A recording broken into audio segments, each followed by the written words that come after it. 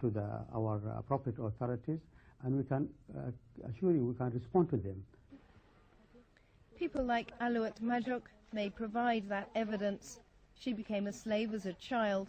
Her baby is the result of a rape by her Arab master and bears his name.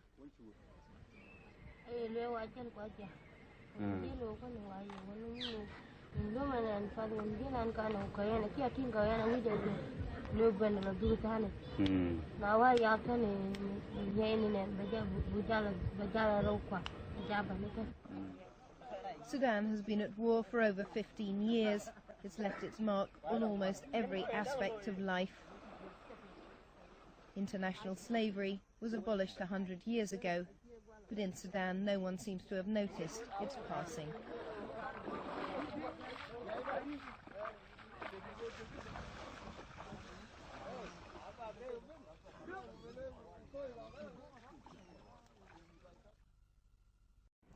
The first colony the Arabs founded in Africa was in the Dahlak Islands in Eritrea, and the Arabs developed a large slave trade to feed the insatiable demands of the Basra salt and soil reclamation projects around Basra in Iraq, where the delta, where the Tigris and Euphrates enters the Persian Gulf. This is also Muhammad's time, 7th century.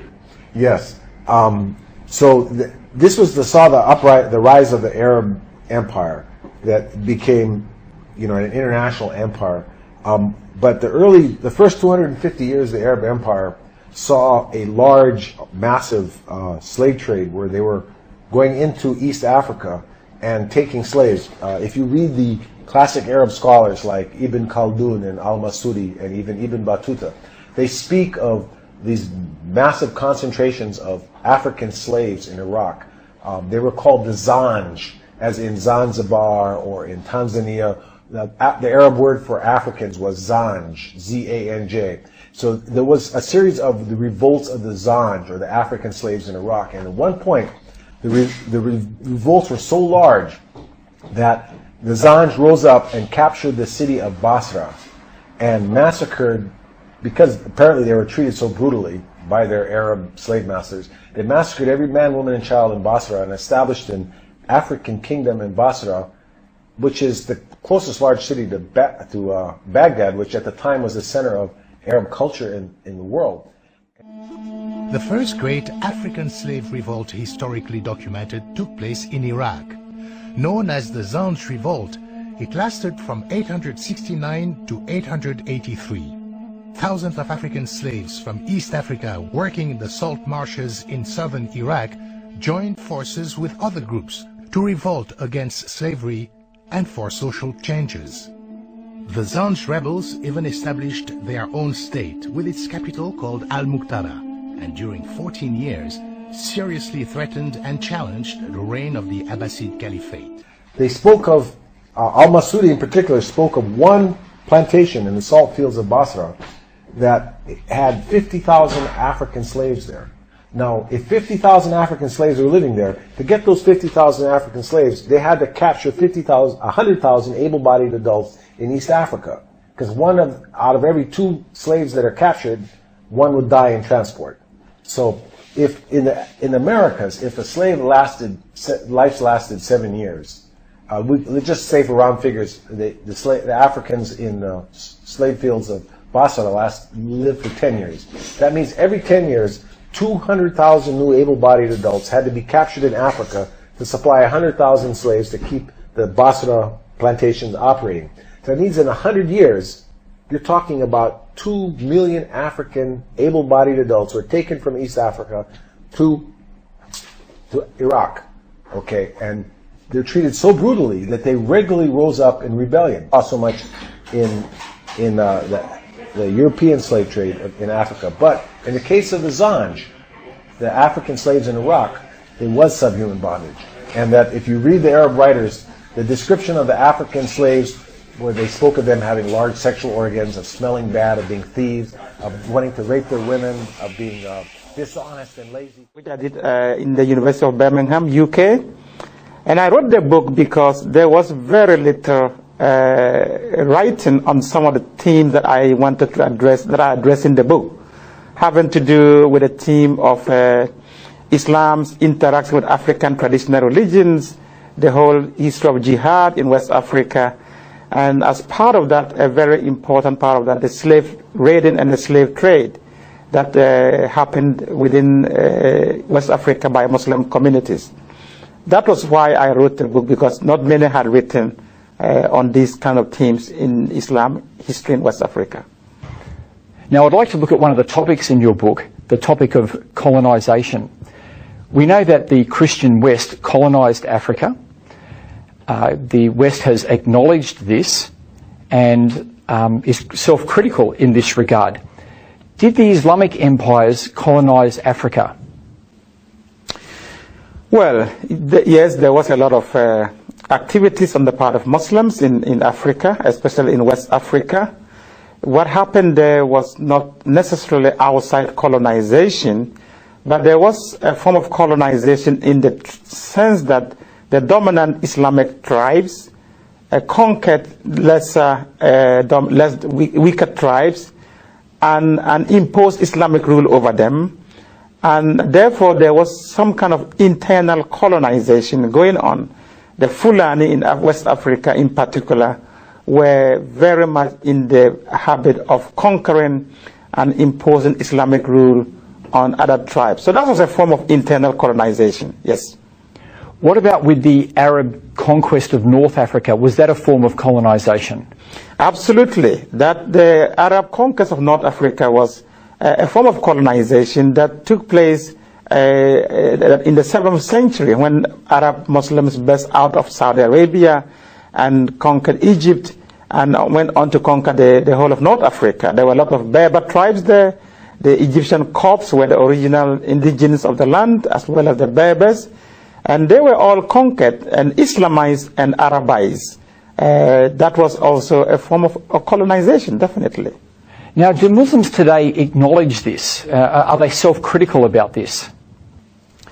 Not to the extent that the West has become very critical. In fact, many Muslims don't even admit that there was any form of colonization.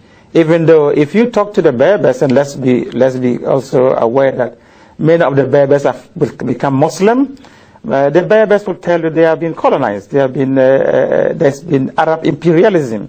The same thing in Egypt. The Copts know that they are the original, the indigenous of the place. They feel like they have been colonized. The same thing will happen we talk to Sudanese. They will tell you that Sudan was colonized by Arab Muslim invaders. So yes, they will not admit it, but there is that kind of history there. Okay, thanks for that. I want to move on to the topic of slavery now. Did the Muslim empires practice slavery? Absolutely. But slavery was a very important part of Islamic expansion in West Africa, and in fact in the Sudan, and from the very earliest period of Islamic penetration into Africa. It started by purchasing slaves and trading in slaves, and then it went on from purchasing to raiding for slaves and capturing slaves deliberately, especially mainly black Africans, and transporting them into North Africa and into Saudi Arabia, the Arabian Peninsula, and onwards to the Ottoman Empire to Turkey. So slavery was a very endemic part of Islamic interaction with Africa. And in West Africa, the jihad period of the 18th and 19th century involved massive slave raiding and slave trading. And many of the slaves that were captured and sent and sold and taken into the transatlantic slave trade, most of those who were doing the raiding at the time were Muslim communities. Because they were the dominant tribes. So a lot of that happened. That is not to say that non-Muslim communities were involved in raiding, but the dominant tribes were the Muslim communities that were doing the raiding at the time. The treatment of slaves is a topic that you bring up in your book. Can you talk about some of the differences in the way that slaves were treated in the Western world compared to in the Islamic world? Yeah, one of the themes I explored in my book is this perception that Muslims treated their slaves much more humanely than the Western slave trade.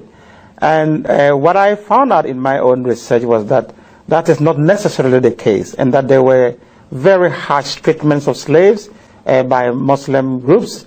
It was just a done deal at the time. And one of the key differences I looked at in my book whereas slaves taken to the West were able to marry and reproduce and have their families, and you can still find large populations of African Americans today in North America and in the Caribbean. You go to the Islamic world and you find very few black remnants of the slave trade, which was very massive. And one of the reasons is that many of the male black slaves taken into the Islamic world were castrated as eunuchs, which meant that they could not, of course, reproduce. And the other factor is that many of the women were taken as concubines by their slave masters, and they gave birth to mixed races, and they were very much absorbed into the society. So you don't have black slave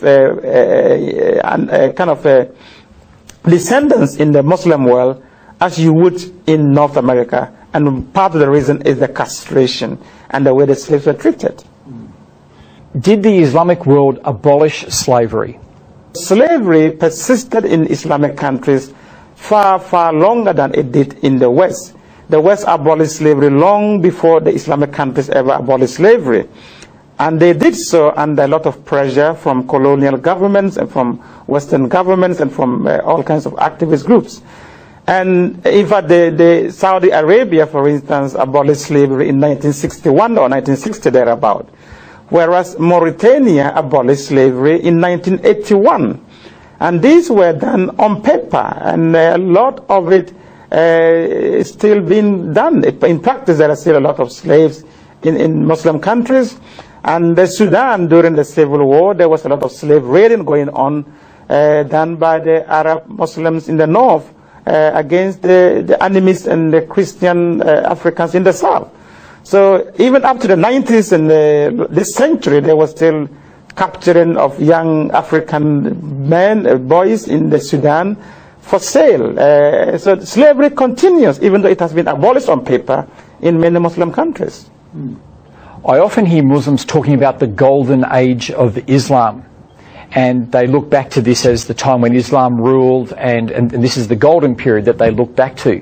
What's your understanding of the golden period, the golden age of Islam? Yeah, it depends on which Muslims group we are talking about, but the golden age of Islam, many Muslims look back to the period between the 7th and the 9th century, when during the Abbasid Caliphate, or rather from the 9th century to around the 13th century, during the Abbasid Caliphate. They talk about it as the golden period of Islam. But if you look at that history, it is fraught with difficulties, with a lot of problems. Yes, a lot of progress was made under that period. There were times of very stable rulership. There were times of progress in terms of learning and science and exploration. There was a lot of that going on, but that does not necessarily, and that was the time that Islamic orthodoxy was formalized. So there were a lot of milestones within that period. But in terms of golden period, I think it's very tricky to begin to talk about golden periods. If we look back and look at how messy the whole situation was at that period, and many other periods in Islamic history, just like many of the other empires. Yeah, because from what you were saying, it was a time of conquests, colonization, and slavery as well. Absolutely. With everything else. Absolutely. So there may have been those great moments, but there's still conquest, colonization, and slavery as part of it. Absolutely. And during that time, it has to be said, Muslims were not the only ones who were conquering, other people were conquering also. And slavery, yes, during the 9th up to the 13th centuries.